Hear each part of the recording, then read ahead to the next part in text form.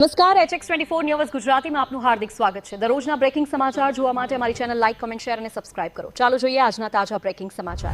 દયાળજી આશ્રમ મજુરાગેટ ખાતે વિવિધ સંસ્થાઓના સંયુક્ત ઉપક્રમે મહા રક્તદાન શિબિર યોજાઈ। શિબિરમાં 251 યુનિટ રક્ત એકત્રિત થયું। પદ્મશ્રી નિલેશભાઈ માંડલેવાલા સહિત આગેવાનોની ઉપસ્થિતિમાં રક્તદાતાઓને પ્રોત્સાહિત કરવામાં આવ્યા।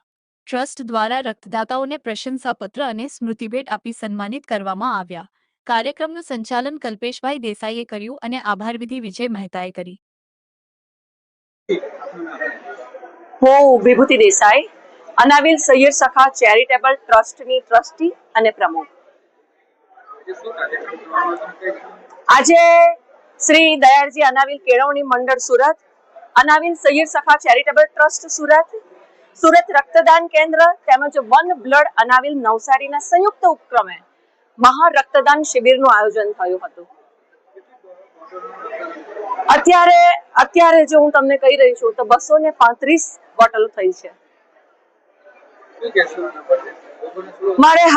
મારે ચોક્કસ એ કહેવું છે કે રક્તદાન મહાદાન છે અને એ મહાદાન એટલે માટે કહેવાયું છે કે દાન તો સૌ કોઈ કરે, વસ્તુનું કરે, અન્નનું કરે કે પછી વસ્ત્રદાન કરે, કોઈ પણ કરી શકે છે, પરંતુ જ્યારે પોતાના શરીરના ઘટકનું દાન કરવાનું હોય તો એ મહાદાન છે અને એટલે રક્તદાન મહાદાન કહેવાયું છે અને એ કરવું જ જોઈએ। કારણ કે હાલ આપણે જોઈ રહ્યા છીએ કે ઘણા બધા એક્સિડન્ટ થઈ રહ્યા છે, માંદગીઓ અનેક ન જોયેલી માંદગીઓ પણ અત્યારે આવી રહી છે, તો તેવા સમયે બ્લડની બહુ જ જરૂર છે।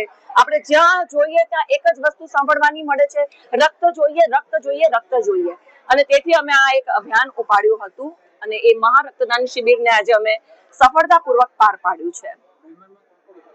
આજના મહેમાનમાં પદ્મશ્રી નિલેશભાઈ માંડલેવાળા તેમજ ડોક્ટર પ્રદીપભાઈ પેઠે અને સુરત પોલીસ કમિશનર શ્રી ગેહલોત સાહેબ, અનુપમસિંહ ગેહલોત સાહેબ પણ આવવાના હતા, પરંતુ અનિવાર્ય સંજોગોને લીધે તેઓ આવી શક્યા નથી, પરંતુ તેમનો શુભેચ્છા સંદેશો તેમણે પાઠવી દીધો છે।